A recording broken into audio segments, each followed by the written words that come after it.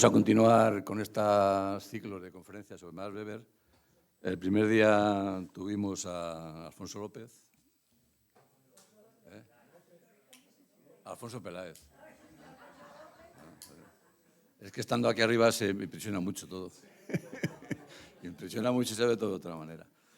Bueno, Alfonso Peláez el primer día nos estuvo hablando del famoso libro de Max Weber, muchas veces citado y pocas veces leído.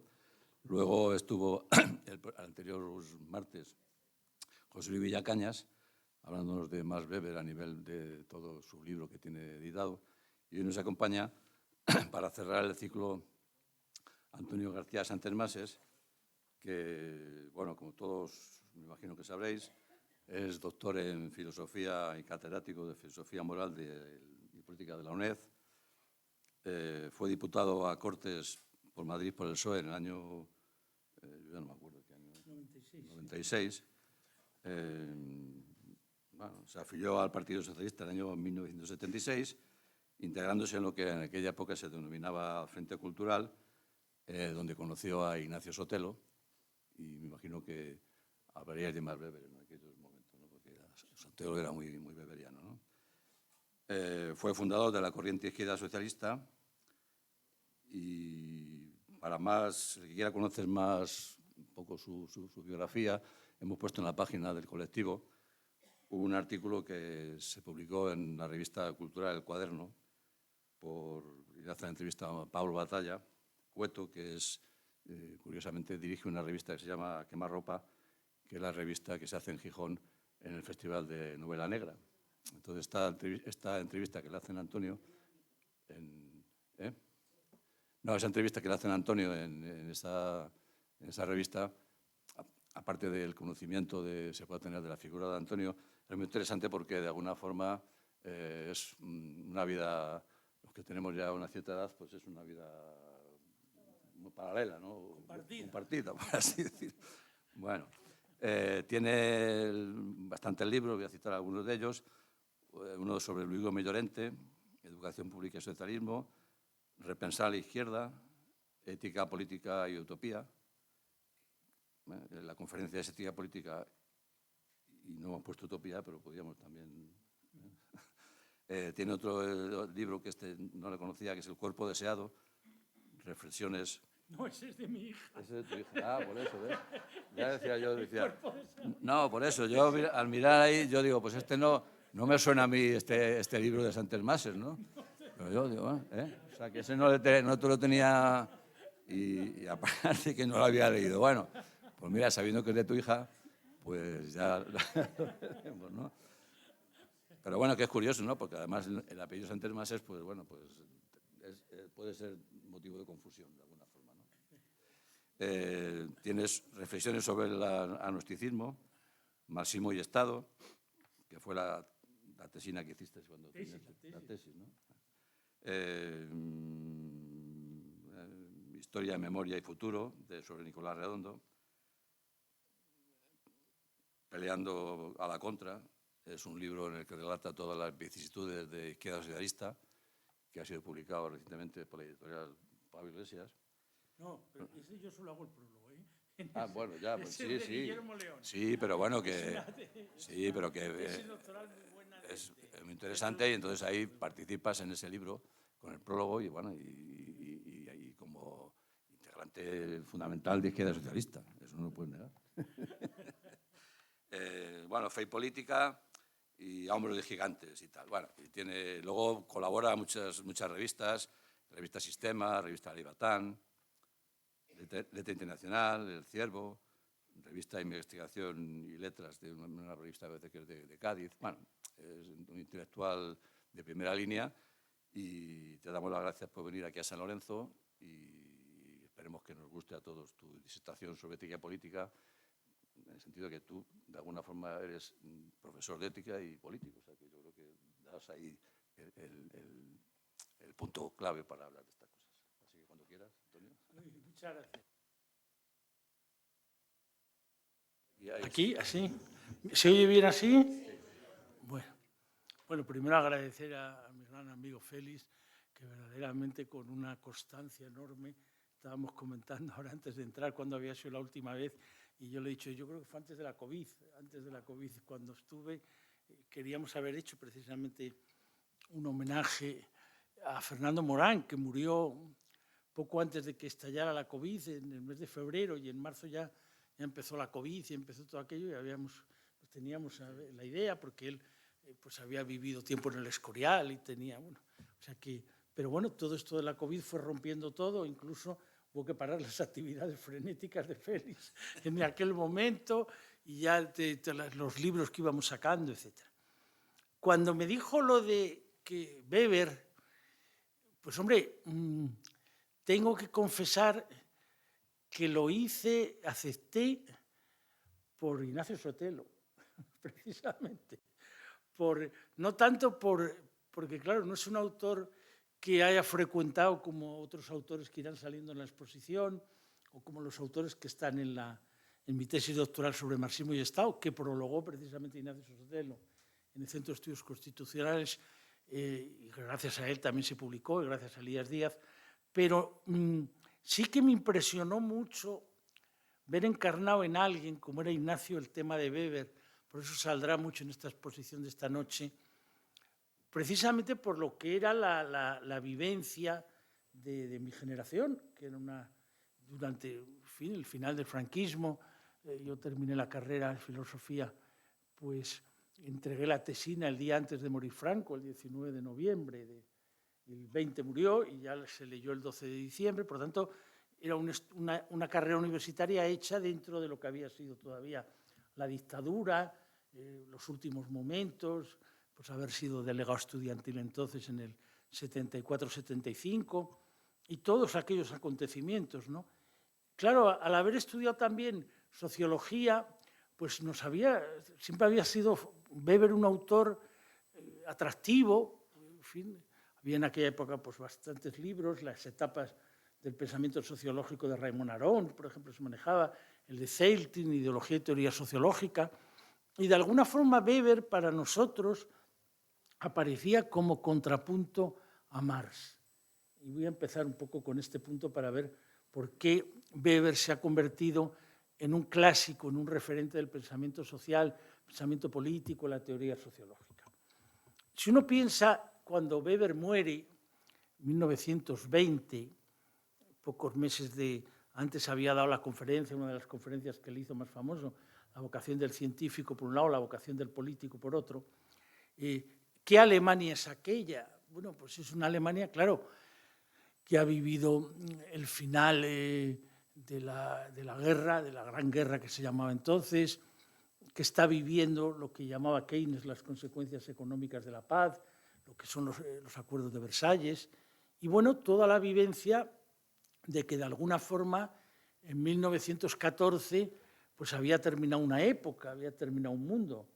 O sea, como sabéis, hay muchos historiadores, por ejemplo, Hobsbawm y otros, que consideran que, aunque los siglos tienen fechas cronológicas, para los historiadores los grandes acontecimientos marcan épocas. Y él dice, bueno, pues de alguna forma en 1789, la Revolución Francesa, hasta que llega 1914, lo que va a significar la Gran Guerra, la Primera Guerra Mundial, pues marca lo que él llama el largo siglo XIX.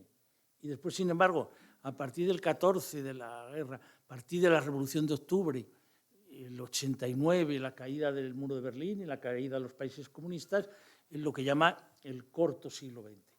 Bueno, es una forma de intentar acontecimientos muy diversos, encajarlos en una categoría. Pero lo que no cabe la menor duda es que, y por eso empieza un poco por qué significó Weber frente al marxismo. En aquel momento, la guerra, la Primera Gran Guerra, la Guerra Mundial, significa lo que se llamó la bancarrota de la Segunda Internacional y de los partidos socialistas, sobre todo, y significa enseguida el triunfo de la Revolución de Octubre. El año 17 se fue la Revolución de Octubre, la Revolución Rusa. Y a partir de ahí, claro, el debate del marxismo es un debate muy vivo, es la época donde Lenin va a publicar su libro El Estado y la Revolución, porque, claro, es el debate de, bueno, se ha conseguido que triunfe la revolución, cabe que la revolución sea solo en un único país, socialismo en un único país. Hay que hacer una revolución, diría Trotsky, una revolución permanente. Esto debe ser el inicio, digamos, el eslabón de una cadena que se rompe y que se va a extender por los distintos países europeos, por Alemania, por Italia, por fin, Hungría, etcétera, o no. Como ahora ya sabemos qué pasó la historia, qué ocurrió, pero al leer a Weber hay que ver que él no lo sabía, claro, él estaba en aquel momento planteando la discusión de si la teoría marxista del Estado se podía mantener o una teoría política digna de la complejidad de lo que iba a ser, lo que se estaba viviendo, debía ir por otro camino. Y efectivamente él hace un contrapunto a la teoría marxista. La teoría marxista partía de la idea que hay el Estado como instrumento de clase, la clase dominante, y el Estado, si quiere transitar desde el Estado capitalista a una sociedad alternativa, pues es lo que se denominó en los clásicos y que Lenin recordaba, la dictadura del proletariado, la destrucción del aparato de Estado y un proceso por el cual el poder político se va disolviendo, se va extinguiendo, lo que se ha venido a denominar la teoría instrumentalista extincionista del Estado. Frente a eso, Weber llama la atención de decir, bueno, yo creo que el que habla de política tiene que hablar de poder, tiene que hablar de Estado, pero realmente la modernidad lo que va a provocar es lo que se ha llamado la jaula de hierro, la gran máquina burocrática, incluso lo que en otros términos otros posteriores llamarán el despotismo burocrático. Es decir, que de alguna forma él viene a plantear que si tú rompes el aparato de Estado y quieres subsistir, tú necesitarás mantener un Estado. Y ese Estado tiene el peligro de ser un Estado que tenga todos los elementos de una máquina burocrática, todo lo que es la jaula de hierro, la jerarquía, la diferencia entre soberanos y súbditos, etc. Este punto, claro, chocaba con la esperanza, de alguna forma, entre comillas, libertaria que en parte había habido en la teoría marxista del Estado, al ser una teoría, de alguna forma, que era la que Marx no desarrolló. Era un poco, yo decía en el libro aquel del marxismo y Estado, el silencio de Marx, el vacío sobre ese asunto. Había como grandes preguntas que en aquella época nos hacíamos con Norberto Bobbio. ¿Existe una teoría marxista del Estado? ¿Hay alguna alternativa a la democracia representativa? ¿Qué es el socialismo? Eran como grandes debates en aquel momento. Entonces, ¿por qué en un momento determinado Weber aparece como un referente al que de pronto volvíamos saliendo de lo que había sido nuestra efervescencia juvenil y viendo lo que estaba ocurriendo en España con la transición política, cómo se iban constituyendo los partidos? Bueno, pues básicamente por una serie de categorías que utiliza Weber que se hacen, diríamos, no diría yo que universales, en el sentido que todo el mundo las acepte, pero no cabe duda que conforman pues, un corpus en el que los grandes teóricos de la política en el siglo XX, pues antes o después, y de la teoría sociológica tienen que volver. Primero decíamos la idea de la política como poder, como Estado. En segundo lugar, la idea de cómo actúan los sujetos políticos. Y esto es muy importante, leyendo a Weber, entenderlo.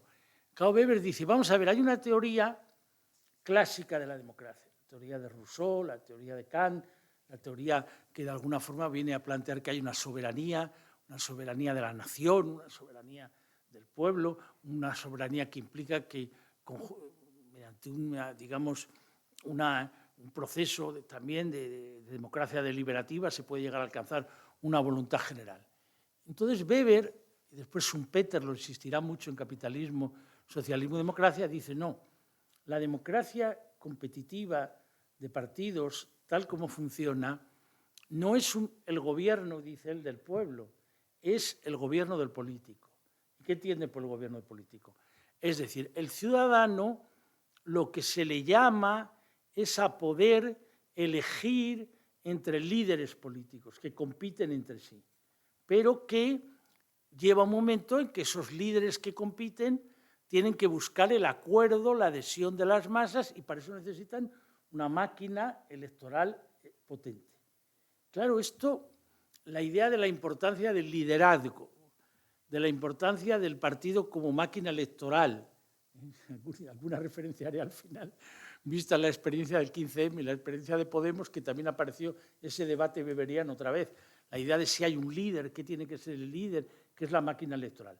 Pero no cabe duda que era distinto a la perspectiva que había planteado el socialismo clásico, también la perspectiva que había planteado el mundo liberal, el mundo conservador. Bueno, era una perspectiva más de una democracia parlamentaria, de una democracia que en una época fue de notables, pero hay un momento que aparece ya el sufragio universal.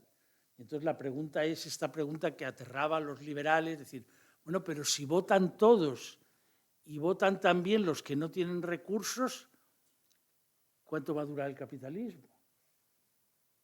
Porque claro, si son más los que no tienen frente a la minoría que tiene, ¿cómo se va a perpetuar el privilegio?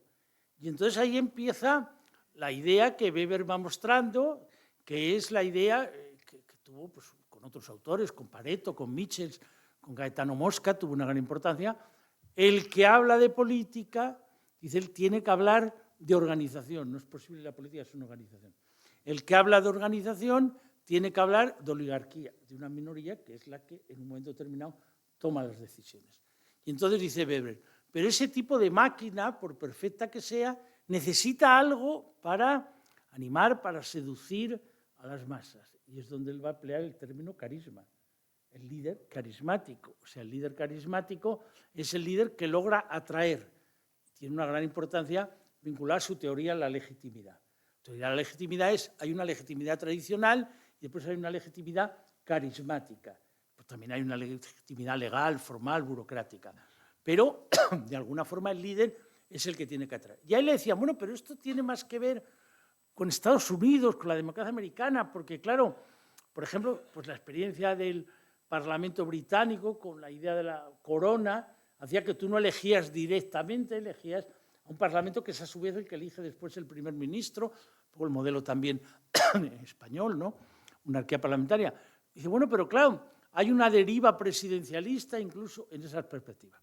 Entonces, pues, ¿qué os tengo que decir? A nosotros al principio esto nos escandalizaba muchísimo. No se entiende todos los líos que hubo en la izquierda española y sin entender este debate subterráneo entre Weber y Marx, o entre el marxismo, los marxismos y Weber. Es decir, cuando llegan las primeras elecciones, ahora se ve, por ejemplo, los que hayáis visto la serie esta de las abogadas, que ha sido muy interesante, ¿no?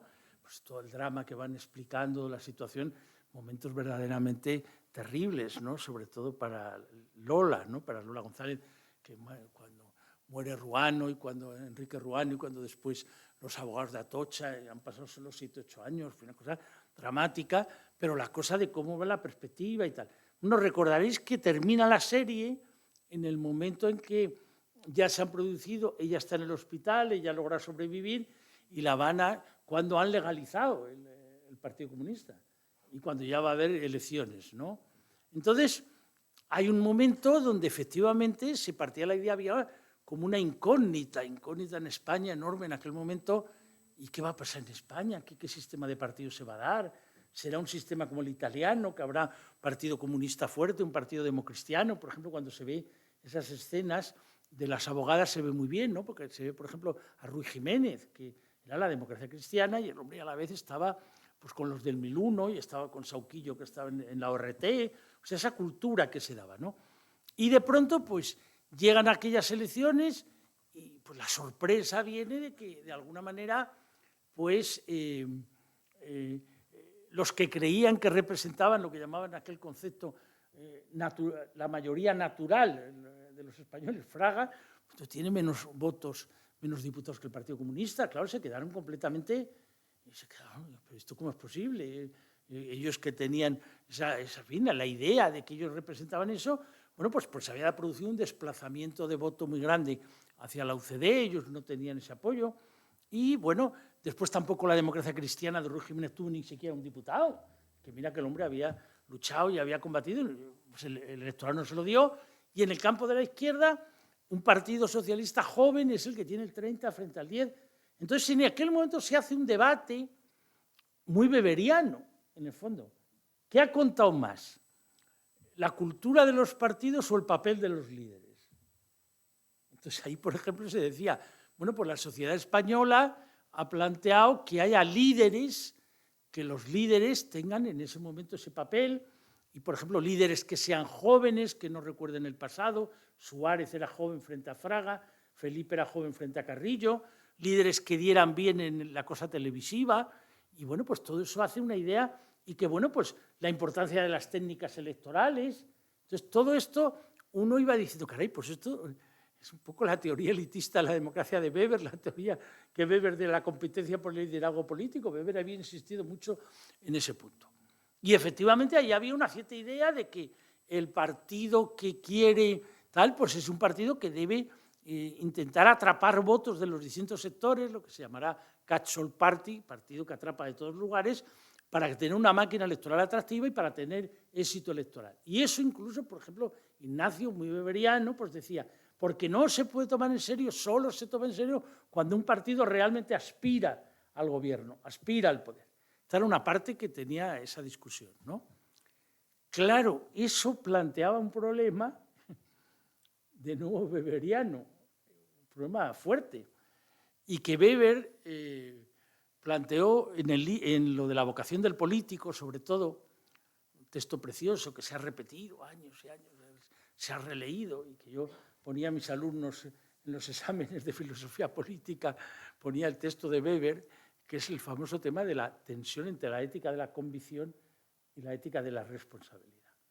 Entonces Weber, que claro, ya en las otras exposiciones todo esto pues habrá ido saliendo, ¿no? Bueno, todo el influjo de aquella cultura de Kant, pero a la vez de Nietzsche, el politeísmo, el relativismo, todos estos temas, plantea ese problema de la política, además de liderazgo, además de organización, de alguna forma representa una finalidad, representa una causa.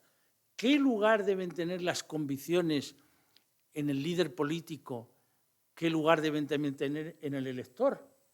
Entonces, este punto, pues que había quedado así, para así como de profesores y tal, voy a decir el momento en donde la vida política española apareció de una manera, como diría, irrumpió, que fue, los que veo que algunos tenéis edad, recordaréis, a mitad de los años 80, el referéndum de la OTAN. El referéndum de la OTAN, de pronto había un partido que llega al gobierno nada menos, tiene 200 diputados, impresionante, donde a la vez el partido que gobernaba, que hubo gente que pensó que estaría años y años y años en el poder, desaparecen 4 partidos y al final desaparece el propio partido, la UCD.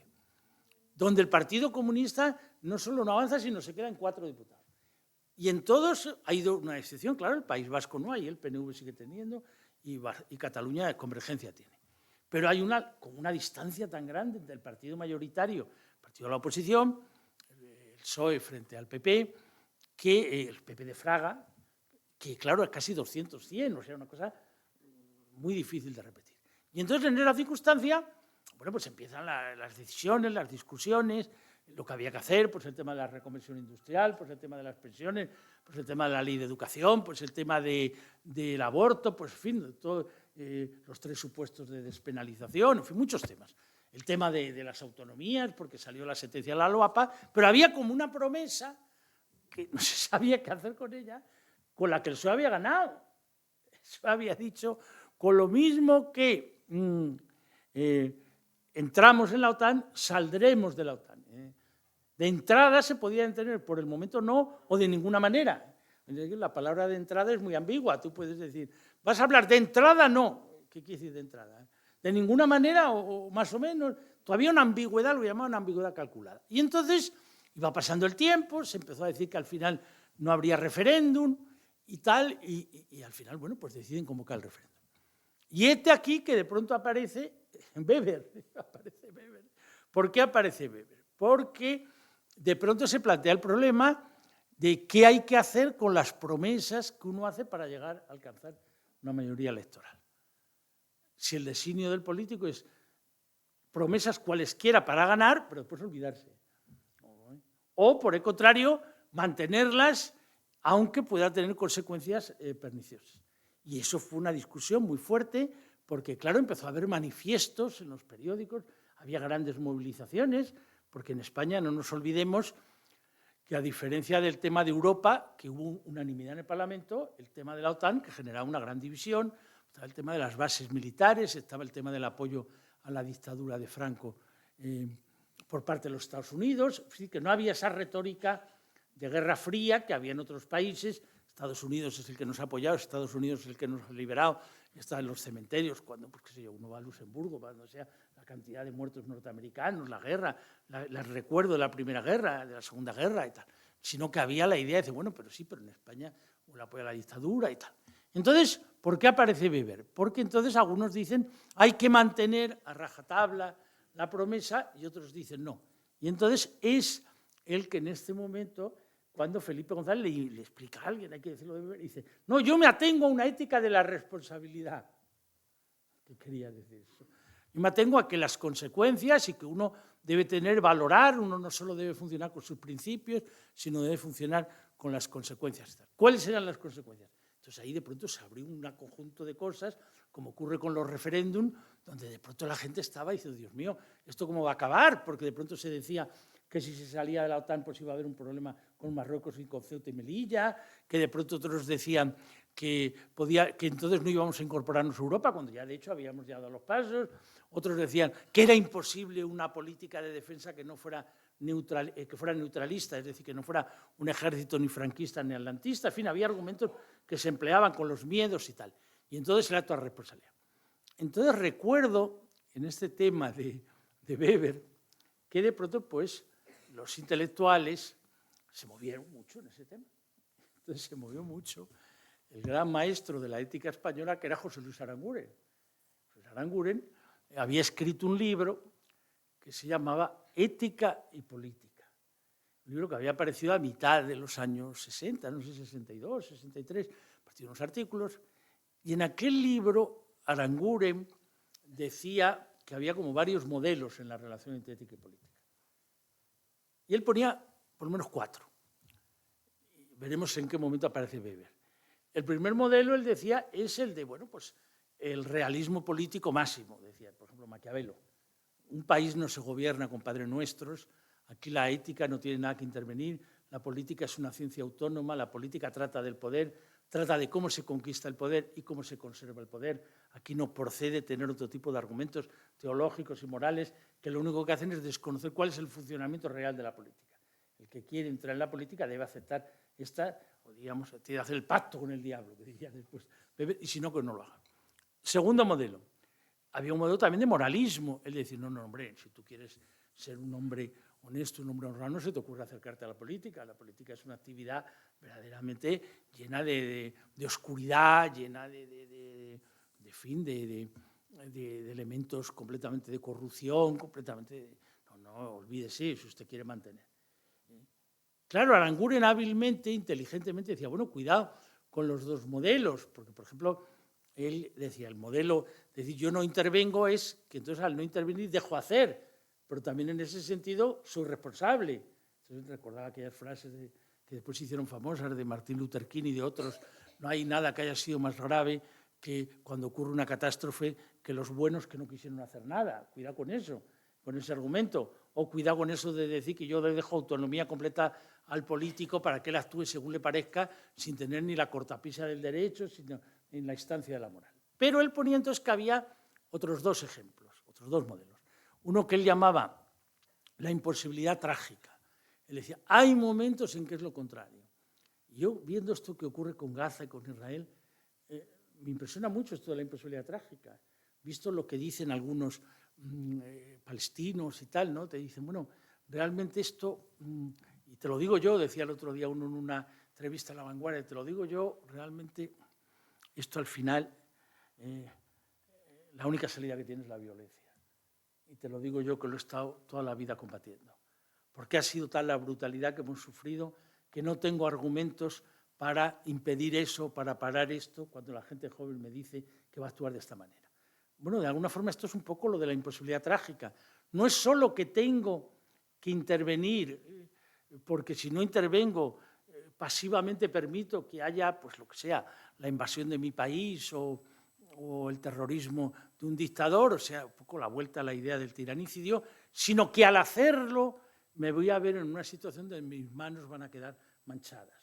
La idea un poco de tengo que tener manos, pero van a quedar posibilidad trágica. Entonces Aranguren decía, hombre, en situaciones como, por ejemplo, como lo de la guerra, claro, era una época donde todavía se tenía el enorme influjo que tuvo el existencialismo después de la Guerra Mundial, de la Segunda Guerra Mundial, pues y Sartre y Camus, todo esto, pues claro, sí se veía mucho lo de la imposibilidad trágica. Pero él decía, en democracias como ya año 62, él había visto el influjo del neopositivismo, decía, lo que se puede dar es una tensión dramática.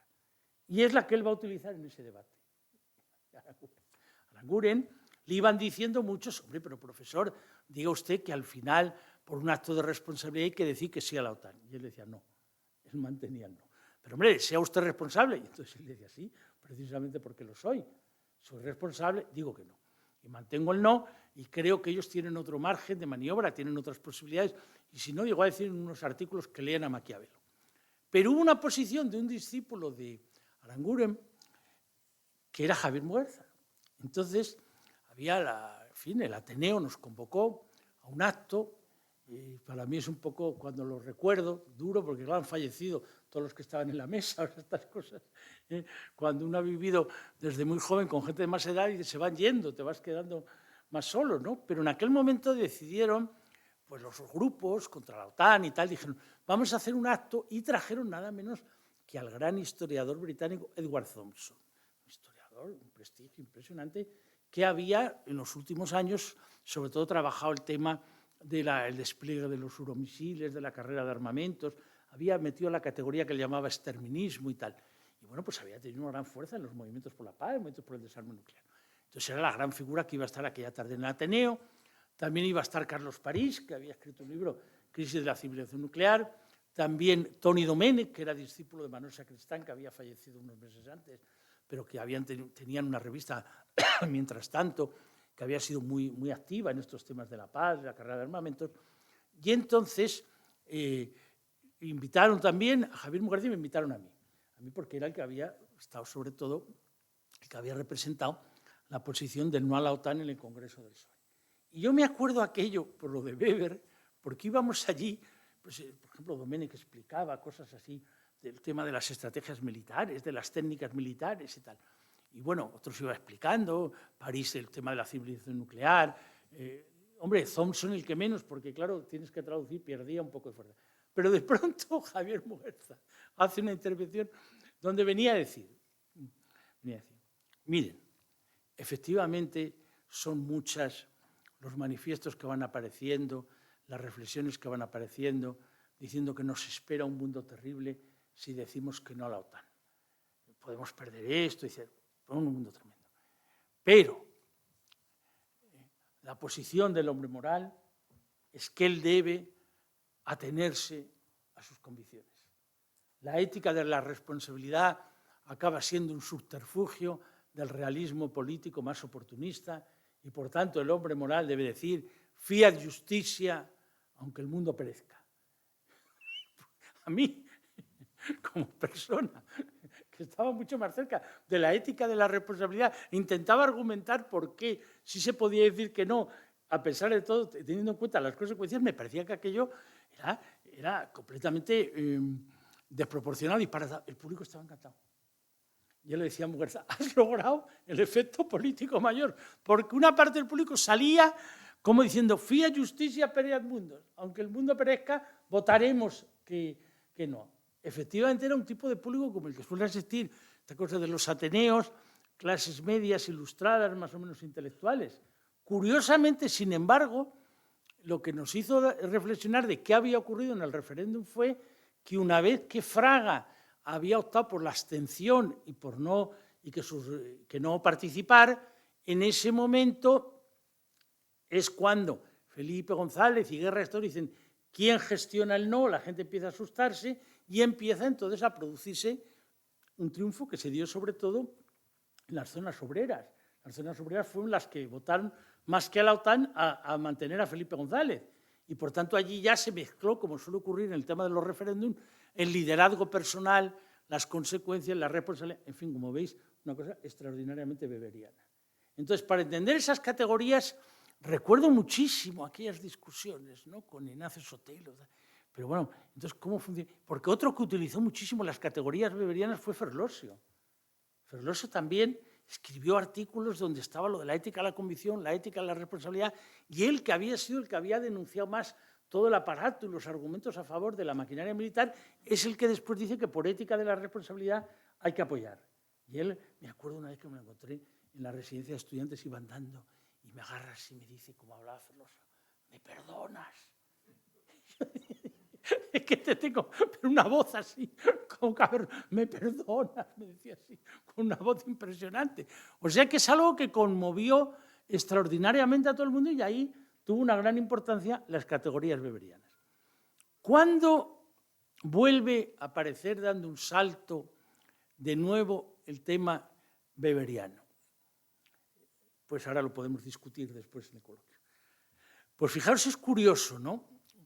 En ese momento, bueno, pues 86, 87, después se produce lo de Gorbachov, la perestroika, la caída del muro, la caída de los países del este, empieza otra nueva época, y ahí se van dibujando dos modelos que de alguna forma pues están presentes hoy, incluso esta noche en las elecciones americanas. Es decir, por un lado un modelo donde está la izquierda más mayoritaria, más institucional, que siguiendo la cosa weberiana se ha convertido sobre todo en partidos que atrapan votos de distintos sectores, que tienen líderes mejores o peores, pero que funcionan con esta idea de democracia elitista.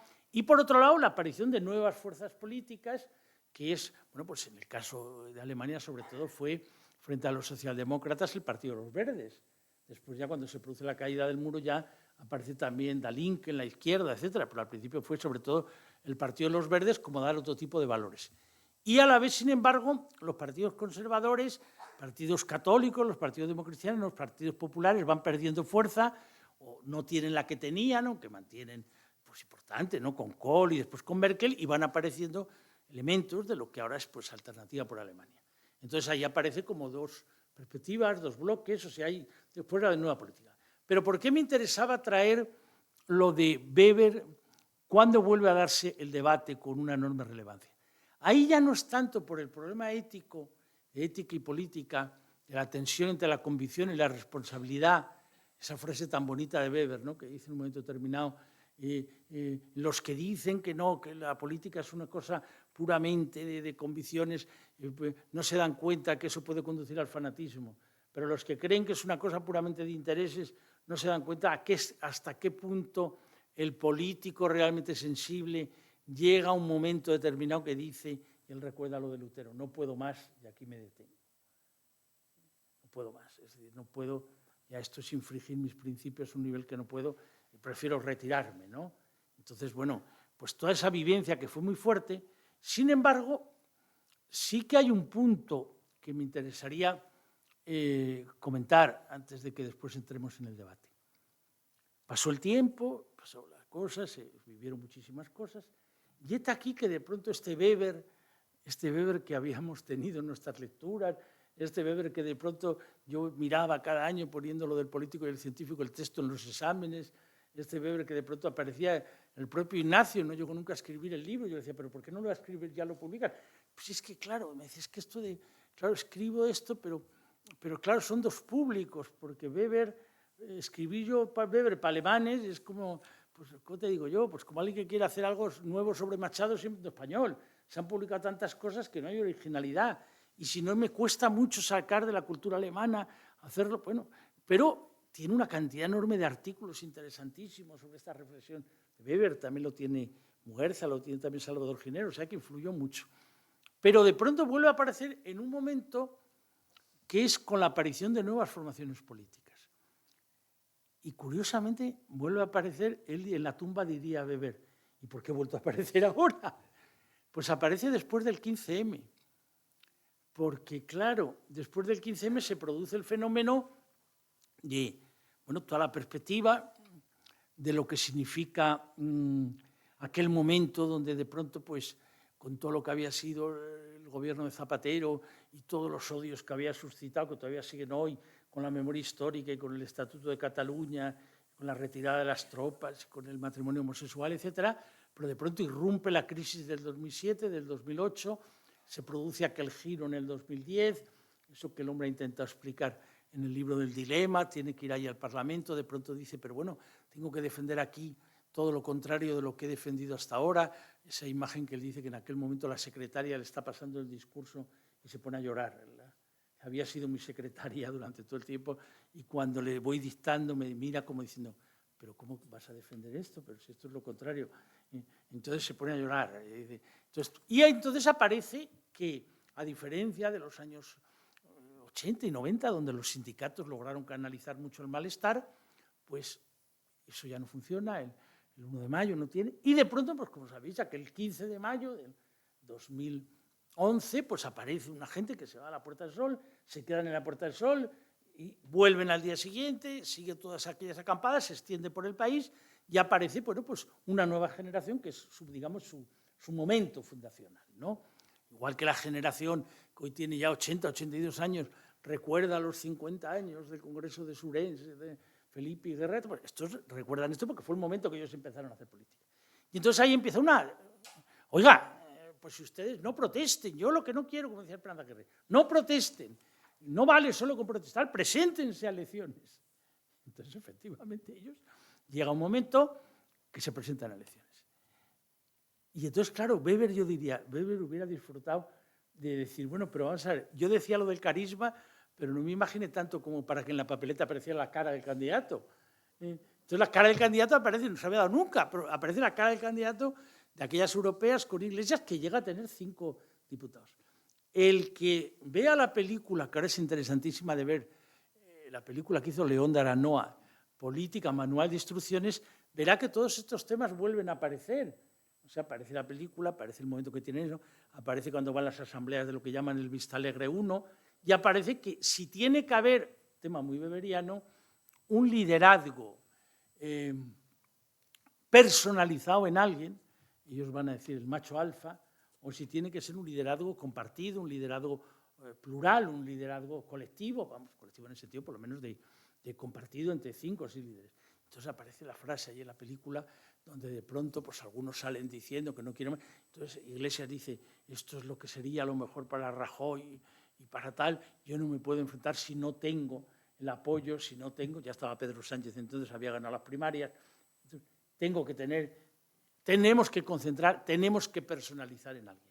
Incluso viene la perspectiva de en qué medida se da una cosa también muy weberiana. Weber había insistido en el papel de los medios de comunicación, la importancia que tienen, en este caso también los medios audiovisuales, participar en tertulias. Por ejemplo, pues hay una imagen de la película que a Weber le hubiera entusiasmado en la tumba y dice, coño, ¿cómo llega esto? ¿Cómo ha evolucionado?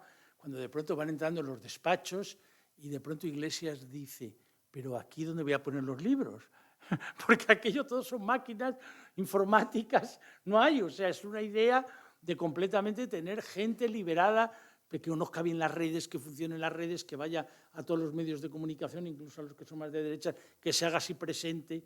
Y después viene otro tema, de cómo para tener una personalidad propia tienes que polarizar al máximo para que entonces tú tengas una singularidad, no aparecer como complemento y aparece pues todo ese tipo de debate.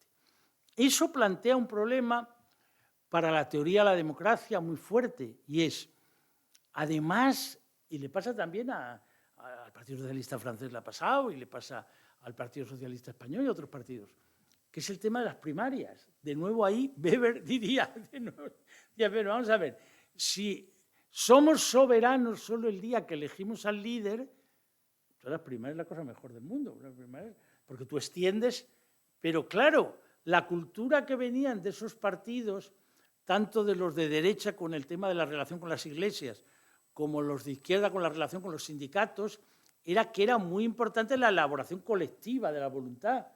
O sea, como dice Weber, la gente, ahí él distingue, ¿no?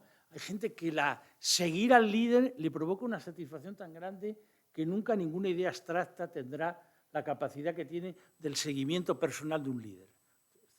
Puro vocación del político. Pero dice a la vez, bueno, pero claro, también existe la otra, que son gente para la que la política es la causa por la que merece la pena luchar y la que da sentido a una existencia. Y ahí ese mecanismo de socialización pues han sido las iglesias, los sindicatos, los partidos.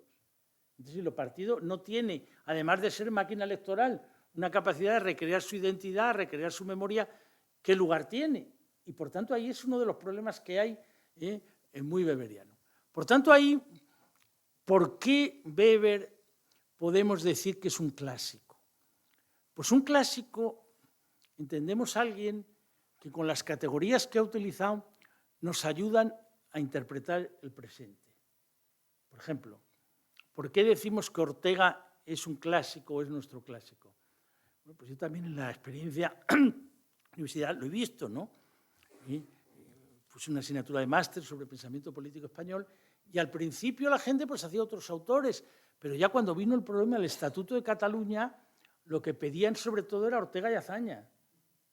¿Sabes? Para intentar entender, bueno, pero esto es de ahora, pero esto cuando empezó, pero aquí por qué se discutió, por qué España no se vertebra, es mejor llegar a un pacto entre el liberalismo español y el republicanismo catalán, todo nacionalismo conduce al secesionismo o no, o esto se puede, claro, ese debate. En el caso de Weber, ¿por qué? Bueno, por algo, terminaré con esto, que tiene que ver con lo que uno de los lectores más agudos de Weber, además de Raymond Aron, fue un filósofo del derecho, filósofo del Estado, que era Norberto Bobbio. Norberto Bobbio escribió un artículo luminoso, además de un hombre sobre todo de artículos, más que de tratados, igual que hizo aquellos tres de si existía la doctrina y la teoría marxista del Estado, si había alternativas a la democracia representativa, qué debíamos entender por socialismo. Él hizo uno que era interesantísimo, que se llamaba Las promesas no cumplidas de la democracia.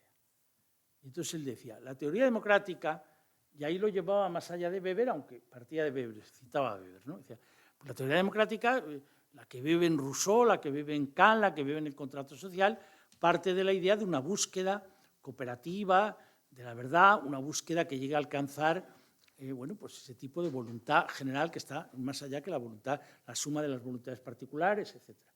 Entonces, esa participación colectiva, ¿con qué choca? ¿Por qué esa promesa no se cumple? Decía Bobbio, porque hay una persistencia de las oligarquías. Entonces, remitía continuamente a Weber. Decía, hay una persistencia porque el que hace política tiene que hablar de organización, el que hace de organización tiene que hablar de oligarquía, porque es imprescindible para que funcione la máquina burocrática, el aparato, y a la vez, sin embargo, para que tenga el carisma el líder. Y esta combinación líder-aparato es la que ha hecho que funcione ese tipo de máquina de democracia competitiva de partidos. Y entonces él decía, y después hay otro problema, la política nos promete transparencia, hay que conocer, me recordaba el inicio de Podemos, hay que saberlo todo, hay que conocerlo todo, no estamos dispuestos a tener negociación en lugares secretos, todo se tiene que hacer transparente. Pero, decía él, la práctica hace que hay elementos de secreto que nunca se conocen.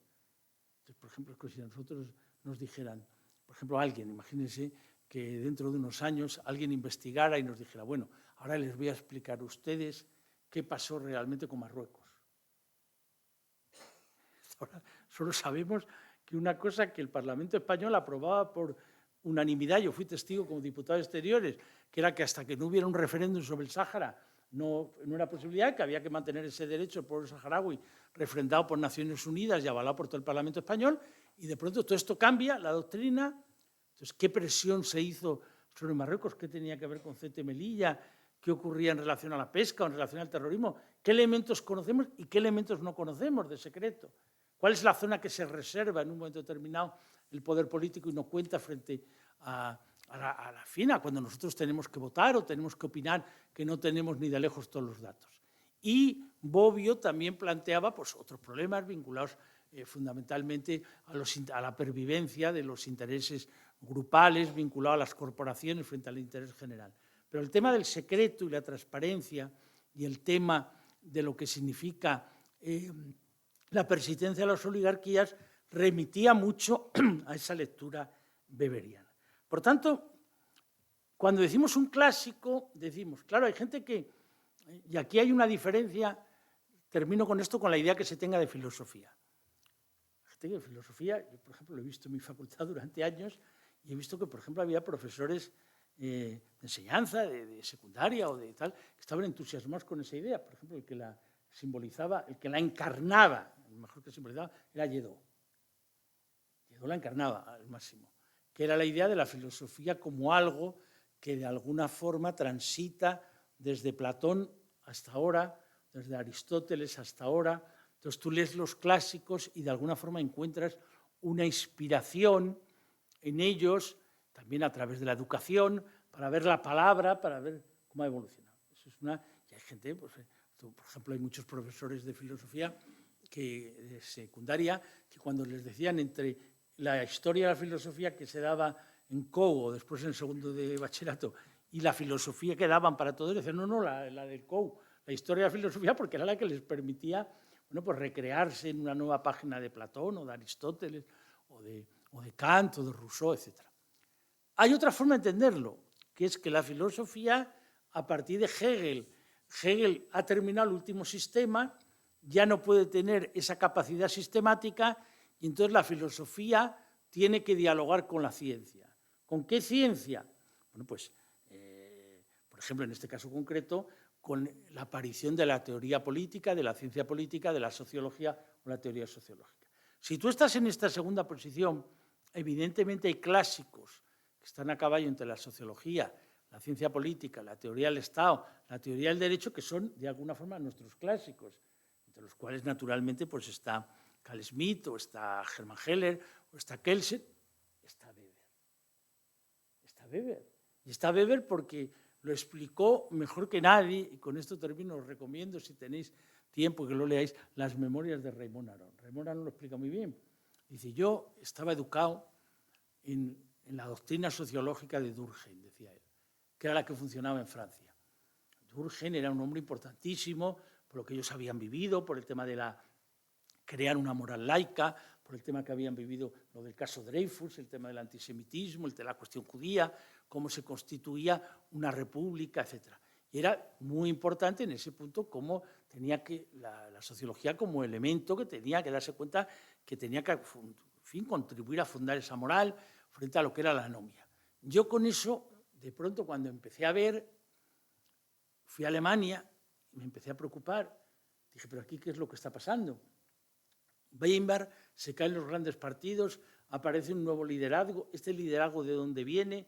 Este liderazgo al final acaba con el resto de partidos. Hitler, el año 33, 13 años después de Weber, hasta el año 45. Y entonces él decía, a partir de ahí empecé a profundizar en temas weberianos sobre el liderazgo carismático, sobre la personalidad autoritaria, sobre a dónde puede producir la seducción de los líderes que acaban con las propias instituciones.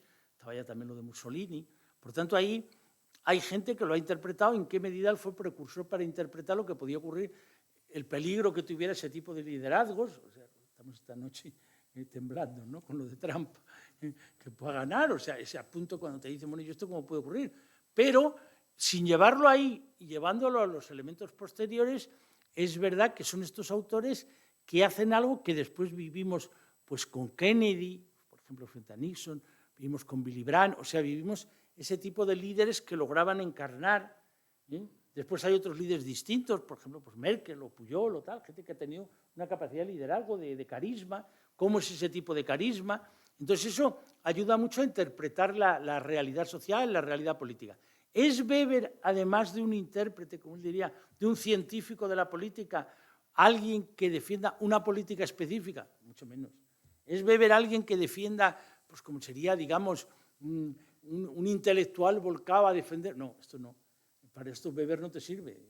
Pero Weber sí te sirve para entender, para interpretar, para analizar los claroscuros de la democracia, las promesas cumplidas y no cumplidas de la democracia, los elementos de persistencia de las oligarquías, del poder, en fin, los grandes retos que hemos vivido en el siglo XX, que seguimos viviendo en el siglo XXI y que no sabemos si esta noche se incrementarán. Muchas gracias. Bueno, pues yo creo que ya son las 8 y casi cuarto. Le damos las gracias a Antonio Excelentes Mases, de la Asociación Cultural Colectivo Rousseau. Le va a hacer entrega de un libro que han hecho aquí unos amigos del pueblo, que se titula El sueño cercado, y que trata un poco de una cerca que rodeaba todo el monasterio con un dibujito muy bonito. Así de filosofía política. Muy bien. Vale, pues muchas gracias a todos y nada, esperemos que haya sido interesante todas las jornadas que hemos tenido y el próximo mes intentaremos hablar de Kant, a ver si encontramos algún profesor que nos ilustre. Vale, muchas gracias.